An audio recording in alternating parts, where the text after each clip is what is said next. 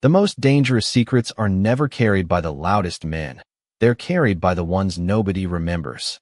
The heavy steel gate rolled open with a slow metallic groan as another transport bus entered Blackridge Federal Correctional Institution just after sunrise. Inside, every inmate waiting in the intake corridor glanced toward the narrow windows, hoping to catch a glimpse of the newest arrivals. Fresh faces always meant fresh rumors, fresh opportunities, and sometimes fresh trouble. Most newcomers walked through those doors trying to look tougher than they really were, shoulders squared, jaws tight, eyes searching for threats before anyone else could find them. But the man who stepped off the bus last looked nothing like that. Elijah Brooks adjusted the plain pair of glasses resting on his face before quietly picking up a worn canvas bag containing everything he was allowed to bring. At 42 years old, with neatly trimmed hair, calm brown eyes, and an expression that never seemed rushed, he looked less like a convicted inmate than someone waiting outside a neighborhood post office. His prison uniform fit normally. His hands remained relaxed at his sides. He never scanned the room looking for enemies. He never challenged anyone with a stare. Even the correctional officers processing paperwork barely gave him a second glance. One officer flipped through his file, paused for barely a heartbeat, then closed it without saying a word. The moment passed so quickly that nobody standing nearby noticed it, except an older maintenance worker pushing a supply cart down the hallway. The man slowed for just a second before lowering his eyes and continuing without another look. Elijah noticed him, but his face revealed nothing. Within minutes, whispers began spreading across cell block D. Another quiet guy? Probably won't last a week. Somebody said he looked like a substitute teacher who had taken the wrong bus. Another inmate laughed and guessed the man must have committed tax fraud or embezzlement because nobody that calm belonged inside a maximum security prison. Elijah heard every comment as he followed the escort toward his assigned housing unit, yet his pace never changed. He seemed more interested in the old brick walls, the security cameras, the faded unit numbers, and the rhythm of the opening gates than in the voices surrounding him. Every hallway appeared familiar somehow, though no record suggested he had ever been incarcerated before. That tiny detail escaped everyone. Brandon Hayes, the unofficial leader of Cell Block D, watched the new arrival from the second-floor railing with folded arms and a confident smile. He had seen hundreds of inmates come through these doors over the years, and experience had taught him that first impressions rarely lied. Weak men tried to disappear. Strong men tried to dominate. Elijah Brooks seemed determined to do neither. Brandon quietly turned away, already deciding that the newcomer wasn't worth thinking about. By nightfall, almost everyone inside Blackridge had reached the exact same conclusion. The new inmate was ordinary, completely forgettable. Exactly the kind of man prison swallowed without leaving a trace. None of them realized they had just made the biggest mistake of their lives, not because Elijah was dangerous, but because they had misunderstood the only reason he had willingly walked through those gates. Morning arrived with the familiar rhythm of Blackridge Federal Correctional Institution. Steel doors unlocked one after another. Breakfast carts rolled through the corridors.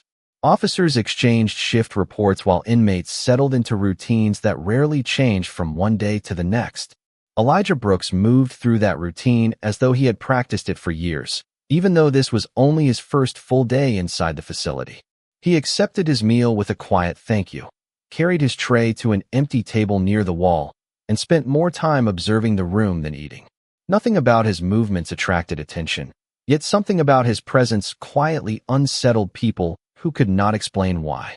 Most newcomers spent their first day asking questions, introducing themselves, or trying to understand the unwritten rules of the block. Elijah did none of those things.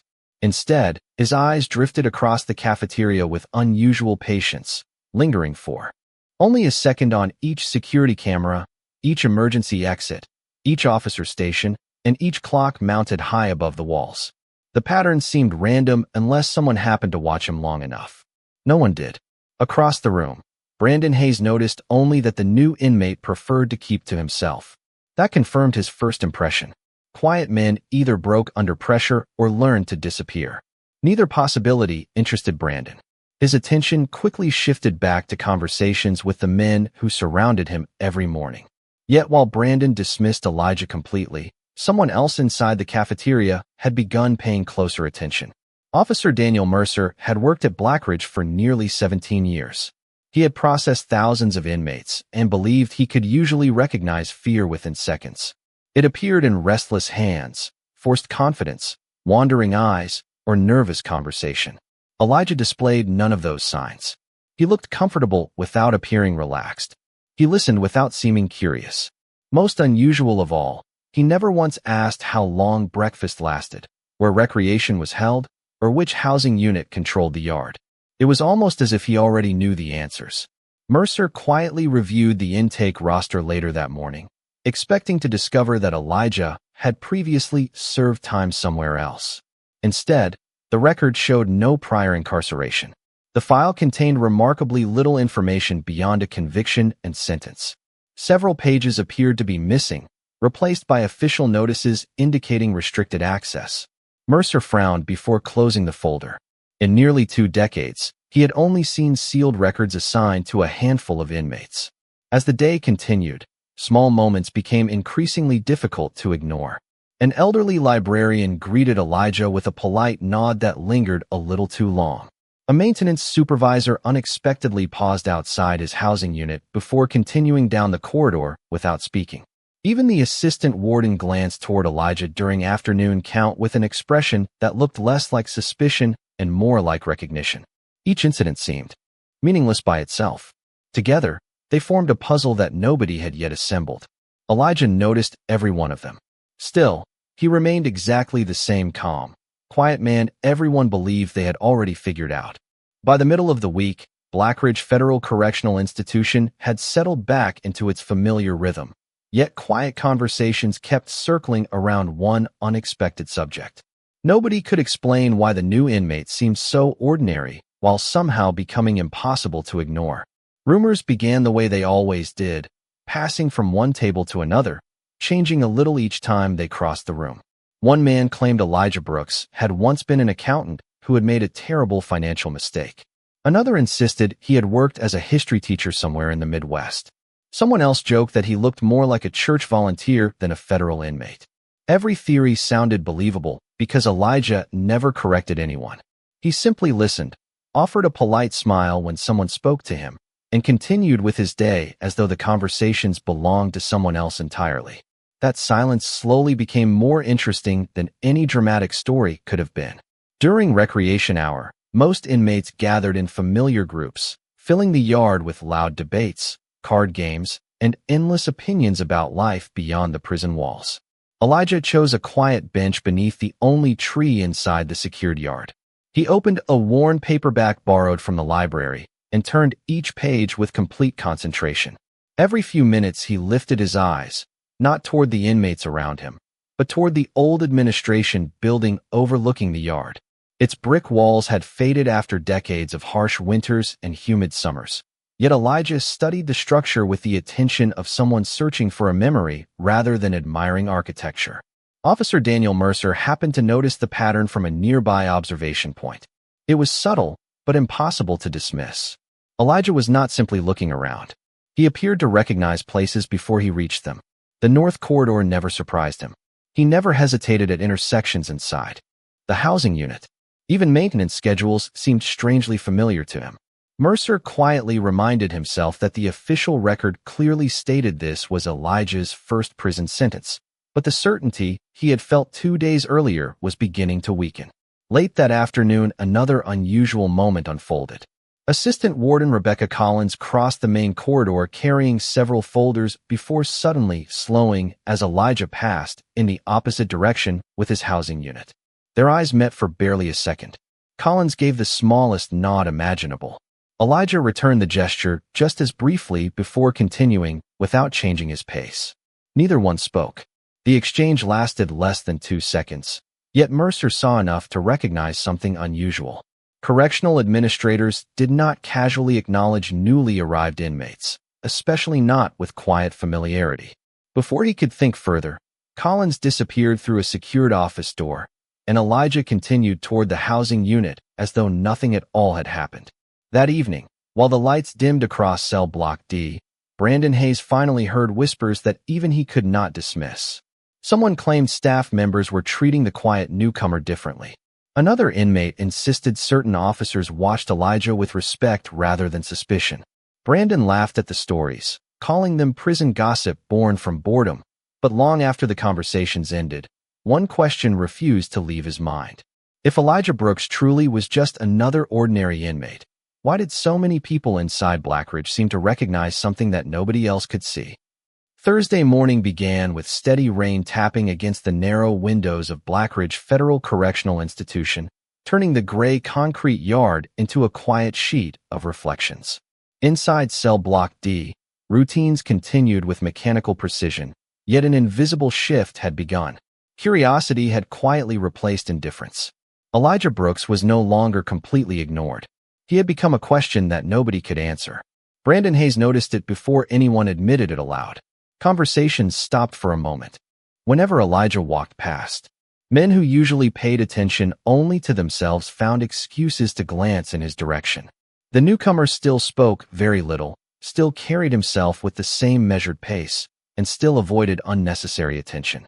Ironically, that refusal to seek attention only seemed to attract more of it. Brandon disliked mysteries, especially inside a prison where information often meant influence. During the afternoon work assignment, he casually positioned himself near Elijah as inmates sorted maintenance supplies inside a large storage room. There was nothing threatening about the encounter. Brandon simply wanted to understand why so many people had started whispering about someone who had done absolutely nothing remarkable. "You have been awfully quiet," Brandon said with an easy smile. "Most new guys spend the first week asking questions." Elijah continued arranging cleaning supplies onto a shelf before answering in the same calm voice everyone had come to expect. "Sometimes listening teaches more than asking." Brandon chuckled. "That sounds like something my grandfather used to say." Elijah smiled politely. Wise people often sound similar. The conversation ended there, leaving Brandon strangely dissatisfied. He had expected nervousness, excuses, or an attempt to impress him. Instead, every answer felt complete without revealing anything at all. It was like trying to open a door that had no handle. Across the room, Officer Daniel Mercer quietly observed the exchange while reviewing inventory paperwork. What caught his attention was not what Elijah said, but how he responded. There was no trace of intimidation, arrogance, or fear. The calm felt genuine, as though it had been built over decades instead of practiced for a single conversation. Later that afternoon, another unexpected detail surfaced. The prison chaplain entered the housing unit carrying several donated books for the library. As he passed Elijah, he paused for barely a second before saying softly, "It has been a long time." Elijah answered with the smallest nod. "Longer than either of us expected." Neither man offered another word. The chaplain simply continued walking. Mercer looked up immediately. He knew nearly every volunteer who entered Blackridge, and he had never seen the chaplain greet any inmate with such quiet familiarity. Before Mercer could approach either of them, the moment had already disappeared into the normal rhythm of the day. That evening, Brandon sat alone in the common area longer than usual, replaying every rumor he had dismissed during the week. A quiet inmate recognized by administrators. A maintenance worker who seemed surprised to see him. A chaplain who greeted him like an old acquaintance. None of the pieces fit together, yet they all pointed toward the same unsettling possibility. Elijah Brooks was not hiding who he was. He was hiding why so many people already seemed to know him. Friday arrived with clear skies, and for the first time since Elijah Brooks entered Blackridge Federal Correctional Institution, the recreation yard filled with sunlight instead of clouds. The brighter morning seemed to lift everyone's mood, making conversations louder and routines slightly less predictable. Yet beneath the ordinary rhythm of the day, quiet observations continued. Elijah still followed the same schedule with almost perfect consistency. He reported to every assignment on time, returned every borrowed library book exactly when it was due, and treated correctional officers and fellow inmates with the same steady courtesy. There was nothing dramatic about the way he carried himself, but the absence of drama had become its own mystery. Brandon Hayes finally decided that watching from a distance was no longer enough. During the afternoon recreation period, he walked toward the bench where Elijah usually spent a few peaceful minutes reading. Instead of confrontation, Brandon chose conversation. "You really like that spot," he said with a casual smile as he looked toward the administration building across the yard. Elijah closed his book carefully before answering. It is quiet here. Brandon laughed softly. Most people would rather watch the yard than stare at an old brick building. Elijah followed Brandon's gaze for a moment before replying. Old buildings usually remember more than the people inside them. The answer sounded simple, but it lingered in Brandon's mind long after the words were spoken. Before he could ask another question, the afternoon count was announced, ending the conversation almost as quickly as it had begun. Later that day, Officer Daniel Mercer visited the records office for reasons he could not completely explain to himself. Curiosity had slowly replaced professional routine. He requested Elijah's intake file once again, hoping fresh eyes might reveal something he had overlooked. The clerk placed the folder on the counter, but before Mercer opened it, another employee quietly stopped him. "You are not going to find what you are looking for," she said. Mercer looked surprised. "How do you know what I am looking for?" She offered a careful smile. "Because several people have already asked the same questions." Before Mercer could respond, she collected the folder and returned it to a secured cabinet requiring additional authorization beyond his clearance. The conversation lasted less than a minute, but it confirmed something he had quietly suspected. Elijah's story was being protected for a reason. That evening, while inmates gathered in the common area, an older prisoner named Leonard Whitaker slowly walked past Elijah's table. Leonard had spent decades inside federal institutions and rarely spoke unless necessary. Without stopping, he quietly said, "Some roads always lead back to where they started." Elijah looked up with calm recognition. "Only if the journey is unfinished." Leonard nodded once before continuing toward his cell without another word. Several nearby inmates overheard the exchange but understood none of it. Brandon, however, noticed something more important than the conversation itself. For the first time since Elijah had arrived, someone inside Blackridge had spoken to him, as though they shared a history that reached far beyond prison walls, and whatever connected those two men was beginning to pull hidden pieces of an even larger story into place. Saturday morning brought an unusual stillness to Blackridge Federal Correctional Institution.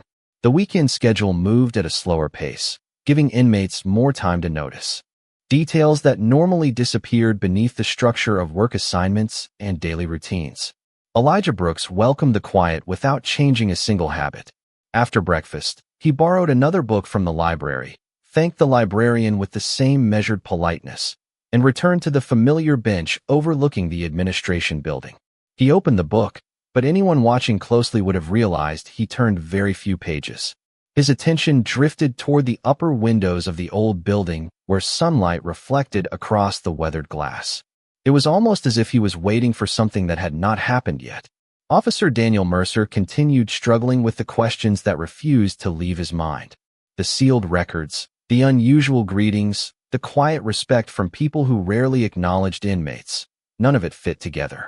During a short break, he found himself standing outside the office of Assistant Warden Rebecca Collins. After a brief hesitation, he knocked lightly on the open door. Collins looked up from her paperwork with a calm expression. Mercer chose his words carefully. "I have a question about one of the new arrivals." Collins immediately understood which inmate he meant before he even spoke the name. She closed the folder on her desk and leaned back slightly. "Some questions do not have answers you are authorized to receive." Mercer frowned. "So there really is something unusual." Collins remained silent for several seconds before speaking again. "There are people who arrive here because they have nowhere else to go. There are others who arrive because life gives them no choice. Then there are the very few who walk through these gates for reasons that cannot be understood by reading a court document." Mercer waited for more, but nothing else came. The conversation ended exactly there. Instead of satisfying his curiosity, it deepened it beyond anything he had expected. Later that afternoon, Elijah received permission to spend an extra hour organizing shelves inside the prison library.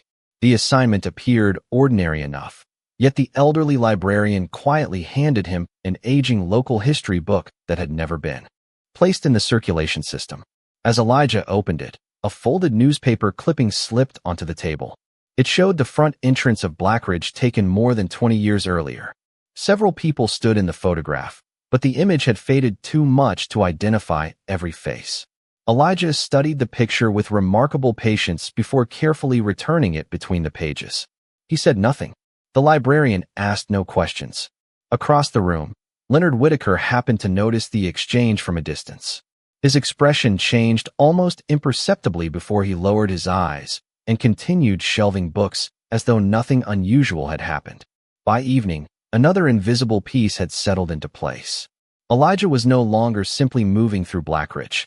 He was quietly reconnecting with fragments of a past that seemed deeply rooted inside those walls. And somewhere within that forgotten history lay the true reason he had chosen to come back. Sunday afternoon settled over Blackridge Federal Correctional Institution with an unusual sense of calm. The halls echoed with familiar sounds, yet beneath the ordinary routine, something invisible had begun to shift. Elijah Brooks felt it the moment he stepped into the library.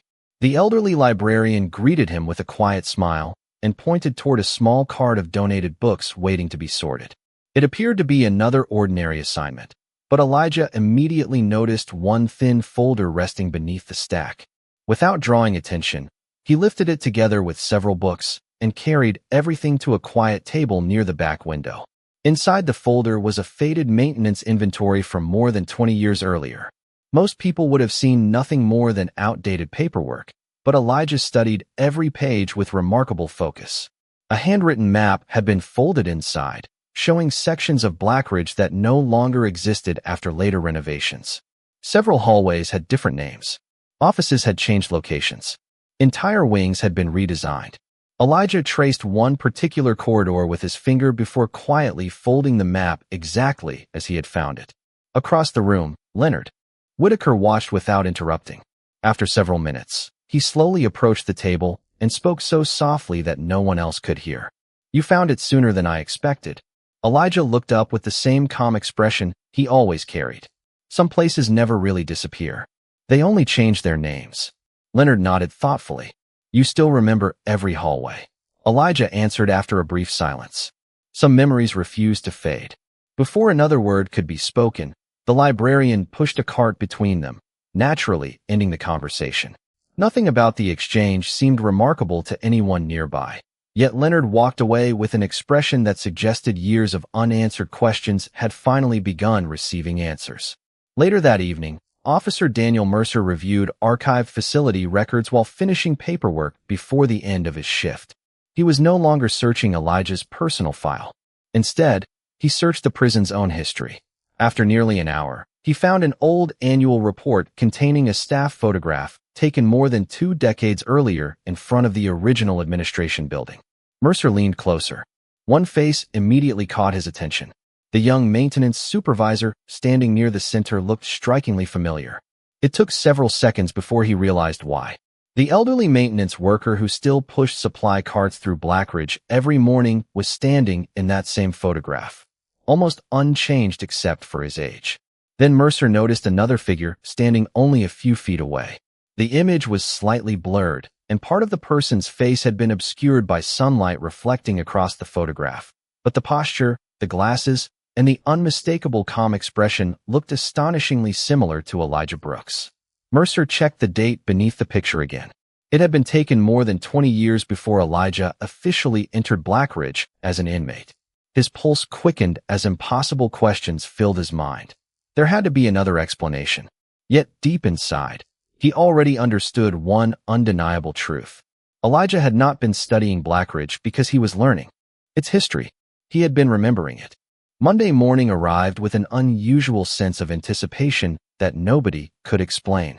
Blackridge Federal Correctional Institution looked exactly the same as it had the week before, yet the atmosphere had changed. Rumors no longer focused on guessing who Elijah Brooks might have been before prison. Instead, people had begun asking a different question. What was he waiting for? Officer Daniel Mercer carried the old staff photograph in his thoughts throughout the morning. During a quiet moment, he returned to the archives, hoping to prove that his first impression had been mistaken. He carefully compared personnel records, renovation reports, and visitor logs from more than 20 years earlier. Most of the documents had been transferred into digital storage, but a handful of handwritten reports remained untouched inside aging binders. One entry immediately caught his attention. It described a community outreach program that had once allowed selected local college students to volunteer inside Blackridge under strict supervision. The report listed several names, but one had been partially obscured by water damage. Only the first name remained completely readable. Elijah. Mercer slowly closed the binder. The timeline suddenly made sense. Elijah had not been an inmate when the old photograph was taken. He had been inside these walls for an entirely different reason long before anyone imagined he would someday return wearing a prison uniform. Meanwhile, Elijah followed his ordinary schedule without revealing the slightest sign of urgency. He spent the afternoon organizing books in the library before asking permission to return a damaged history volume to its proper shelf. As he reached toward the highest row, a folded note slipped from between the pages and landed quietly at his feet. He unfolded it without hesitation. The handwriting contained only a single sentence. Room 12 still remembers. Elijah read the message once before placing it carefully into his pocket. His expression never changed, but Leonard Whitaker noticed the smallest pause in his breathing from across the room. Later, while walking back toward the housing unit, Leonard quietly caught up beside him. "You found another piece," he said. Elijah gave a slight nod. "Enough to know I was not remembering the wrong place." Leonard looked ahead before speaking again. "Some truths stay hidden because people forget. Others stay hidden because someone works very hard to keep them forgotten." Elijah answered calmly. "That is why I came back." It was the first time anyone had heard him acknowledge a purpose for returning, even though the words revealed almost nothing. Brandon Hayes happened to watch the brief exchange from the opposite end of the corridor. He could not hear what was said, but he noticed something that unsettled him more than any rumor had before. Leonard Whitaker, a man respected by nearly everyone inside Blackridge for his decades of quiet wisdom, was not treating Elijah like a newcomer. He was treating him like someone whose arrival had been expected for years. As evening settled over the prison, Elijah stood alone at the narrow window of his cell, looking toward the distant outline of the administration building. Somewhere behind those aging brick walls was room 12, and whatever had happened there decades earlier had survived renovations, sealed records, fading photographs, and the passing of time. For Elijah, the search was finally beginning to move from forgotten memories toward the truth he had entered Blackridge to uncover. Tuesday morning began like every other day inside Blackridge Federal Correctional Institution. Yet for Elijah Brooks, everything had changed. The single sentence folded inside the old library book had confirmed what years of unanswered questions could not. Room 12 was real, and whatever had happened there had never truly disappeared. After breakfast, he quietly reported to his regular assignment, carrying himself with the same calm patience that had convinced almost everyone he was simply another quiet inmate. Brandon Hayes watched him from across the corridor, no longer seeing an ordinary newcomer, but someone who seemed to move with quiet purpose. Even Officer Daniel Mercer found himself observing Elijah differently. The missing records, the old photograph, the volunteer program, and the strange recognition shown by longtime staff members had formed a picture that no official file could explain. Elijah was not discovering Blackridge. He was returning to it. That afternoon, Assistant Warden Rebecca Collins approached Elijah during library duty and asked if he would help move several archived boxes into a secured storage room beneath the administration building. The request sounded routine, yet both of them understood it was anything but ordinary. As Elijah followed her through a series of aging corridors that had been closed to the general prison population for years, familiar details quietly resurfaced in his memory. The worn brick walls, the narrow windows, the faded room numbers that had survived multiple renovations. When they finally reached a heavy wooden door marked with a simple brass number 12, Collins stopped without touching the handle. She looked at Elijah with calm understanding. "Some people spend their entire lives trying to forget this place," she said softly. Elijah answered without hesitation. "I came here because I refuse to forget." Collins nodded once before placing an old envelope into his hands. "This has been waiting a very long time." She walked away without another word, leaving Elijah alone in the silent hallway. Inside the envelope rested a faded letter written more than 20 years earlier. It explained that Elijah had once volunteered at Blackridge as a college student through a community mentorship program, where he had formed an unlikely friendship with an inmate who had encouraged him to dedicate his life to helping others find hope after difficult mistakes. Years later, after that mentor passed away from natural causes, Elijah discovered evidence that the man's final written testimony had been misplaced during administrative changes. Rather than allowing the truth and the man's legacy to disappear forever, Elijah knowingly accepted responsibility for a nonviolent federal offense he had committed in his own business, refusing legal opportunities that could have kept him out of prison because serving his sentence at Blackridge gave him the only chance to recover the forgotten testimony and fulfill a promise made decades before. As evening settled across the prison, Elijah quietly folded the letter and looked once more toward the familiar corridor. Brandon Hayes finally understood that the quiet man everyone had underestimated had never entered Blackridge searching for survival, power, or respect. He had entered carrying a promise stronger than fear and more enduring than time. Inside walls built to hold people in place, Elijah Brooks had come to set one forgotten story free. And in doing so, he reminded everyone that the greatest measure of a person is not the reason they arrive, but the purpose they choose to carry long after everyone else has stopped believing.